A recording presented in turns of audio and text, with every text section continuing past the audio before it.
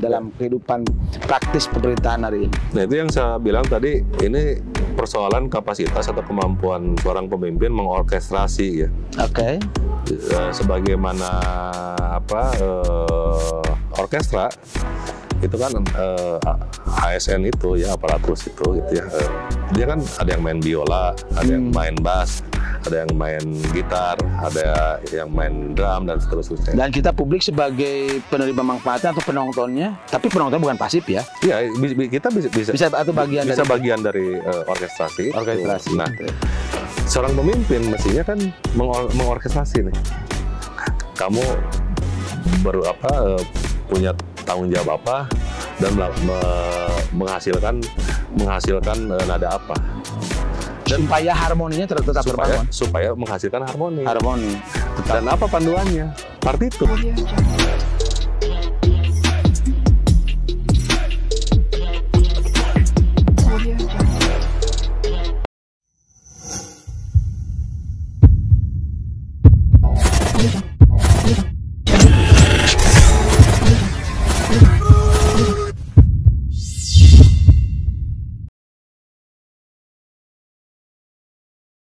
Pencerahan ya Bapak Ibu. Kan di kita ada yang aparatus yang bisa menjalankan day to day terhadap kebijakan yang ditelurkan oleh seorang pemimpin, termasuk menjalankan itu.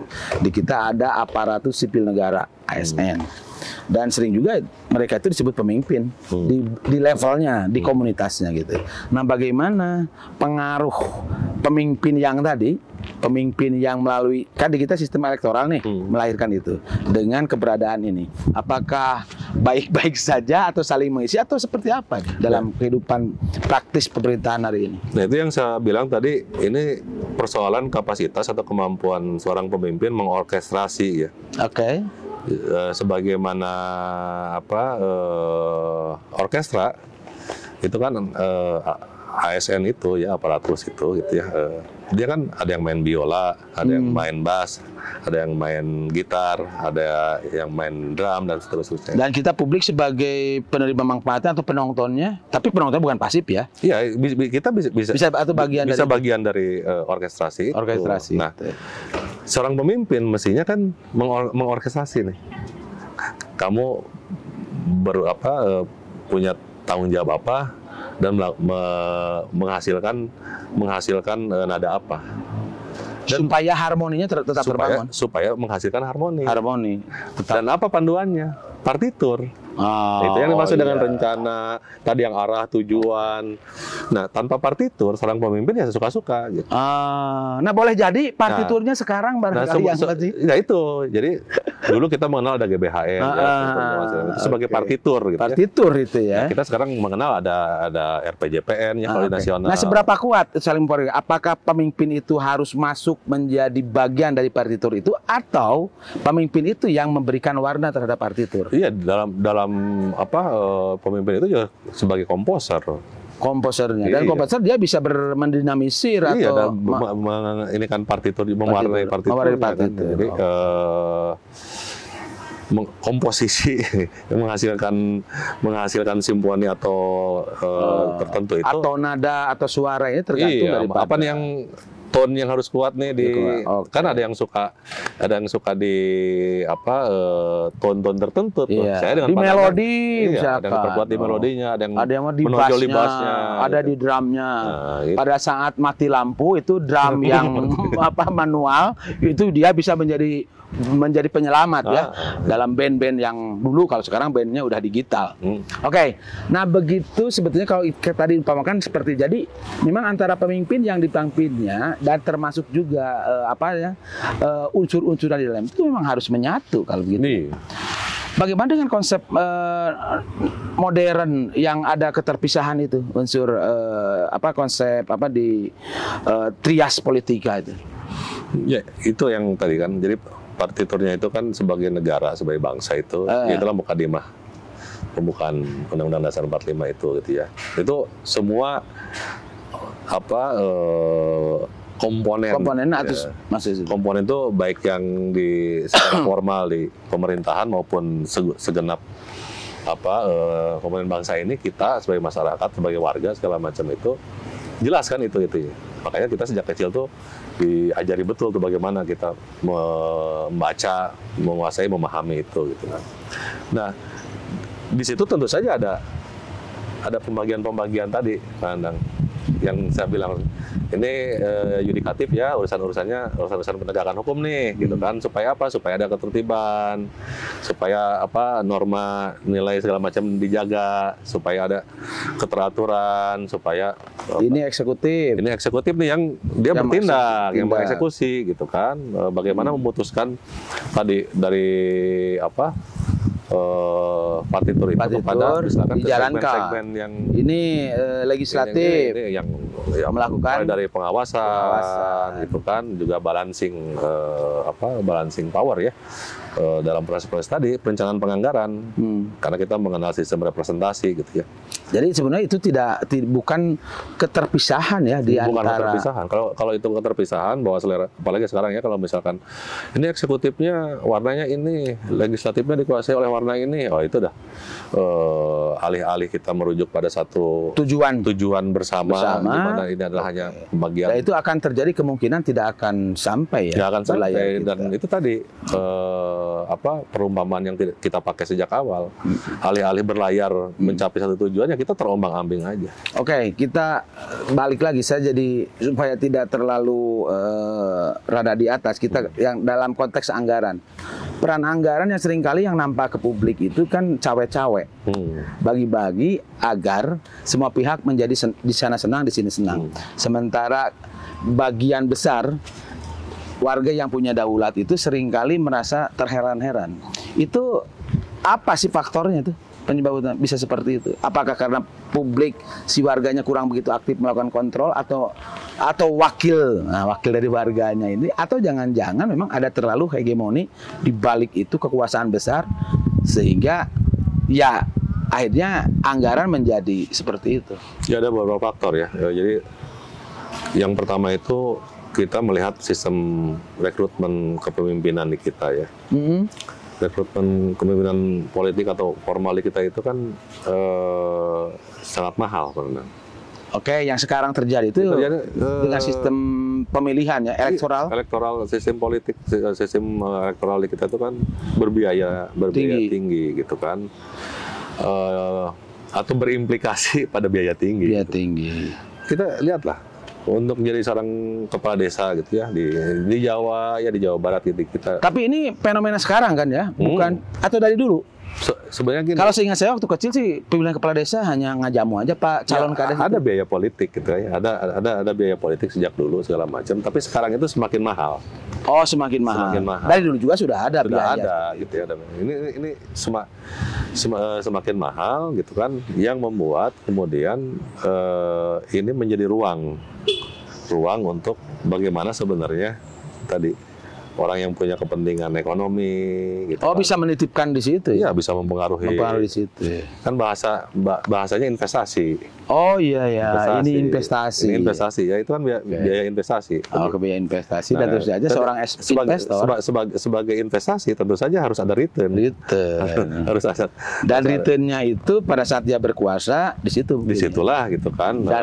Dan APBD bisa menjadi bancakan itu. Bancakan. Jadi instrumen bancakan. Itu satu faktor. Yang kedua, yang dilalahnya di sisi lainnya ada gap juga gitu ya, gap pengetahuan publik dengan apa yang terjadi ini di dalam gini lah, kita naik kapal tadi ya, kita kembali ke naik kapal, apa yang terjadi di ruang mesin, apa yang terjadi di ruang nahkoda segala macam, penumpang kan kadang-kadang nggak tahu menau, gitu kan, gitu. Kalau tidak tahu menaunya ini ya kita bisa kasih tahu ya, nah inilah tanggung jawab bersamanya sebenarnya, bagaimana sebenarnya publik ini semakin tahu, semakin sadar, dan bisa mengontrol, mengintervensi proses-proses itu.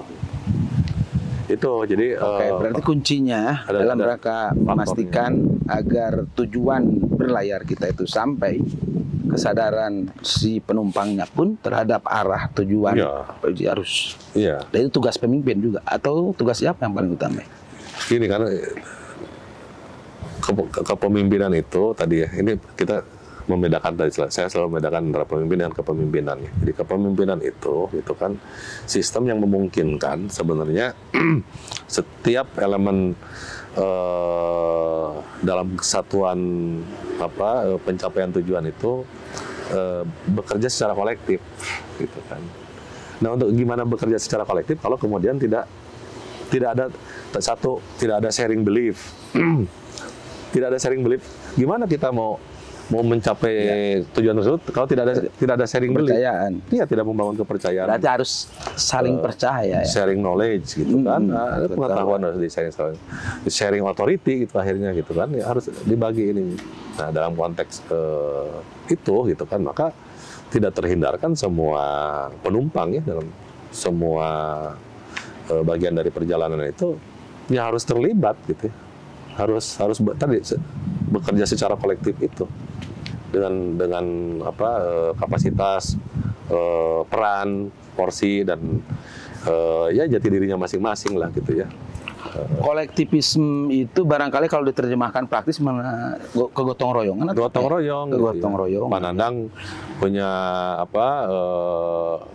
potensi, punya kenyamanan segala macam, gogorowokan, punya suara lantang, punya kepercayaan diri bicara ya itulah ininya. Tapi ada juga itu sumbangsinya apa yang ada orang yang dia cukup introvert, gitu kan, bicara di depan orang balelo, bisa, dia tidak cukup percaya, tapi dia pemikir yang hebat, gitu kan.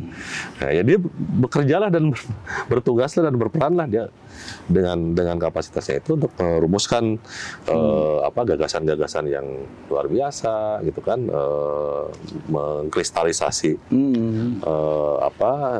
membaca situasi, gitu, menganalisa keadaan, gitu ya, sesuatu yang mungkin lebih jernih, gitu ya, dibanding misalkan orang yang dia lebih lebih bisa mengartikulasikan, lebih pandai ya, komunikasikan dengan berarti itu harus ada banyak, ada kalau pakai ada konektornya, simbiosis, mutualisme. Dan itu seorang pemimpin itu justru harus melihat itu ya, potensi-potensi itu, gitu ya. Dan dia merajut, gitu.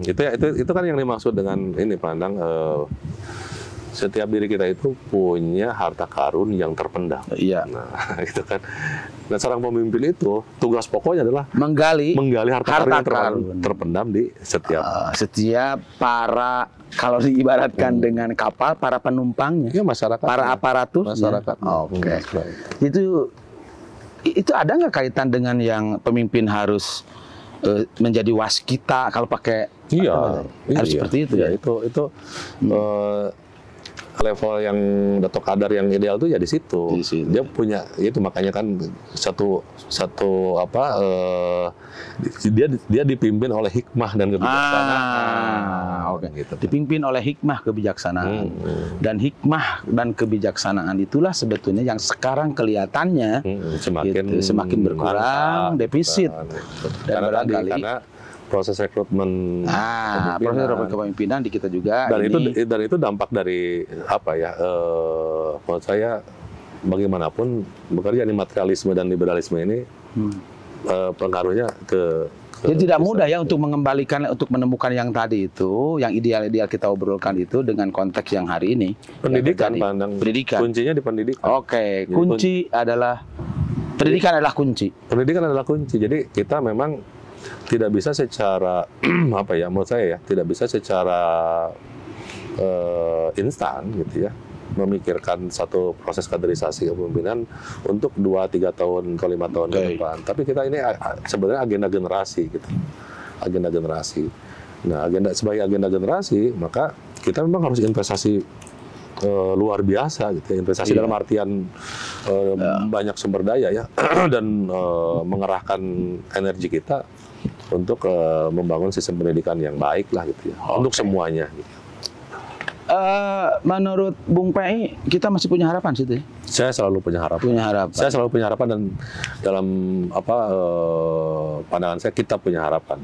Kita punya harapan untuk melahirkan, untuk mewujud melahirkan para pemimpin yang para pemimpin yang punya hikmah. Ya, punya waskita tadi, gitu ya, punya kebijaksanaan, gitu kan. Sekalipun sekarang ininya ekosistemnya, gitu, Kalau yang tadi disinggung sedikit dengan sistem yang sekarang kompetisi dengan sistem ekonomi yang kapitalistik, liberalistik, sistem politiknya juga liberal, itu masih memungkinkan. Ya, itu atau kalau saya juga meyakini ada hukum Newton ya, semakin ditekan, semakin ditekan, semakin besar perlawanan aksi akan semakin besar juga reaksi ya.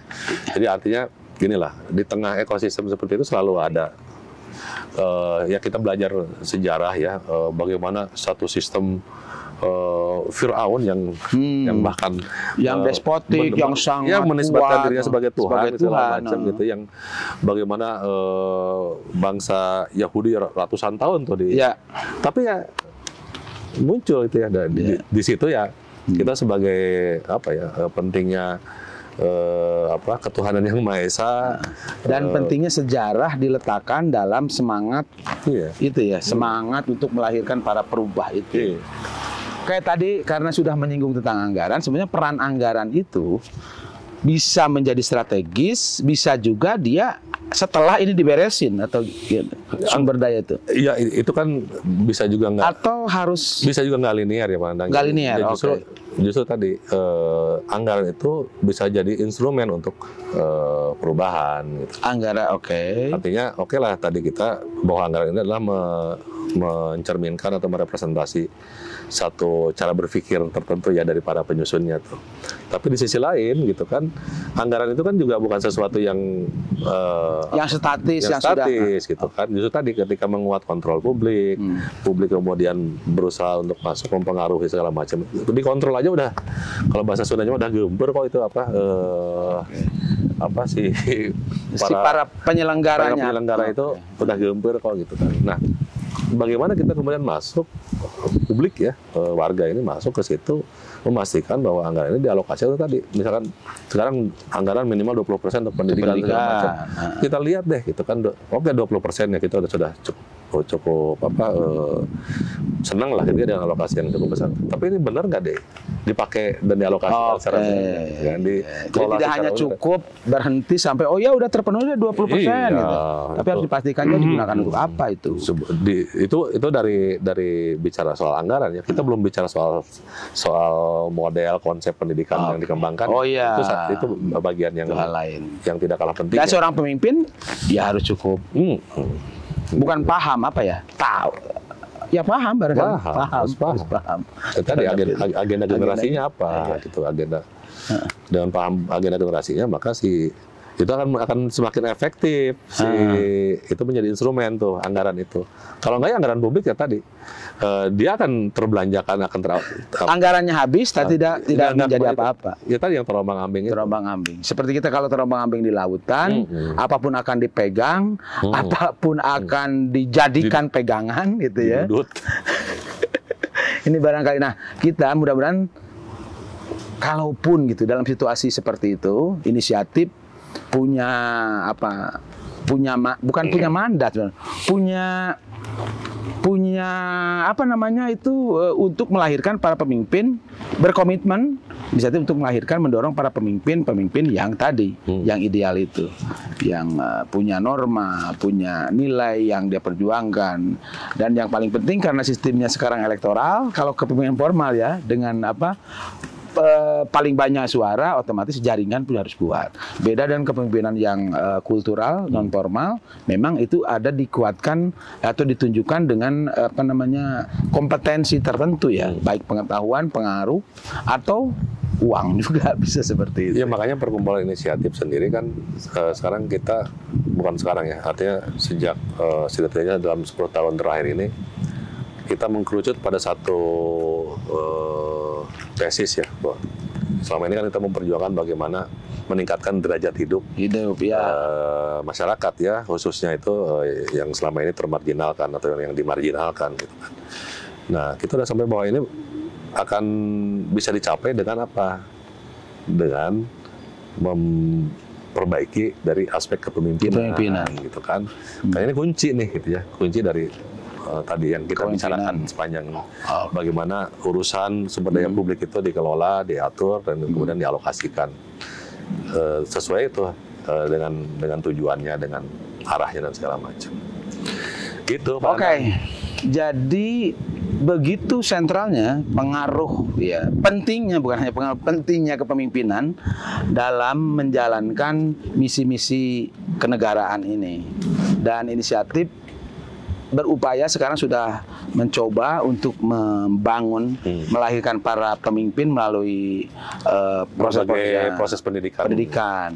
Dan kepemimpinan itu tidak dilahirkan dalam waktu yang singkat, yang instan, dan itu harus membutuhkan waktu yang cukup. Dia juga harus memastikan dan tempaan-tempaan. Ya, itu tempat-tempatannya akan mendewasakan seorang pemimpin. Dan kelembagaan yang disebut kelembagaan kepemimpinan pun, walaupun di kita kan boleh jadi itu masih terjadi perdebatan lah ya, dan memang harus diperdebatkan terus untuk melahirkan para pemimpin yang ideal itu. Tapi sumbangsih inisiatif barangkali sudah memulai bagaimana untuk melahirkan aspek kepemimpinan yang tadi yang ideal itu. Itu seperti ini, Pak Nandang. Apa sih pengaruhnya yang dilakukan oleh inisiatif itu untuk merubah keadaan seperti kisah burung pipit yang membawa air untuk memadamkan api pada saat Ibrahim itu dibakar ya pada saat itu sebagai satu ibrah. Meskipun burung pipit itu mungkin sadar dan tahu ini tidak akan mengaruh apa-apa, tapi saya menunaikan kesadaran transendennya si burung pipit harus melakukan itu karena dia meyakini bagian daripada makhluk yang harus bertanggung jawab terhadap kholiknya. Kalau pakai bahasa yang nanti akan dipertanggungjawabkan di urusan dalam peradilan yang lebih tinggi lagi. Saya kira itu ya, Bung Pai. Memang obrolan ini rada berat, rada berat, dan saya pun memang cukup berat tuh kalau itu dihubungkan tadi dengan anggaran itu, dan tidak serta merta itu bisa diperdekatkan, tetapi benang merahnya ada ya, benang merahnya ada, dan mudah-mudahan saja ini bagian juga untuk diskursus, mendorong diskursus lebih jauh lagi, dan peran inisiatif bisa lebih tetap mengawal ini, dan bukan hanya inisiatif sebetulnya, kepada siapapun yang punya pikiran yang sama, inisiatif membuka diri untuk menjadi berjejaring, menjadi bagian daripada agenda besar kita untuk perubahan dan untuk perbaikan kita di masa depan. Terima kasih Bung Pai. Terima kasih, sama-sama Pak Nandang. Oke, jangan lupa subscribe, share, like, and comment agar ini menjadi tetap hidup dan podcast kita tetap berlangsung. Saya undur diri, Nandang Suherman. Wassalamualaikum warahmatullahi wabarakatuh. Waalaikumsalam.